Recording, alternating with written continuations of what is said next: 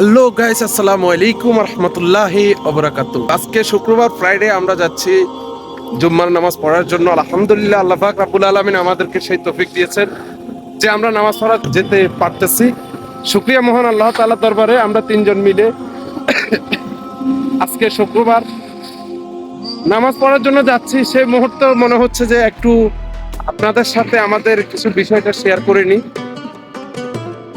বিষয়টা হচ্ছে, আমরা যেখানে যাচ্ছি আসলে বা যেখানে থাকি, দেখেন আমাদের আগে পিছে সব মরুভূমি। আসলে আমাদের নবী করিম সাল্লাল্লাহু আলাইহি সাল্লাম উনিও কিন্তু এই মরুর দেশটাকে পছন্দ করতেন, এমনকি এই মরুর দেশের জন্য অনেক দোয়া করে গেছেন।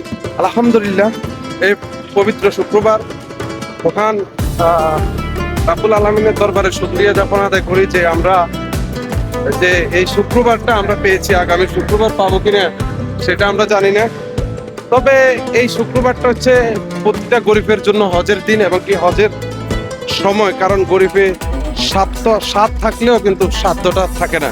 শুকরিয়া, আলহামদুলিল্লাহ।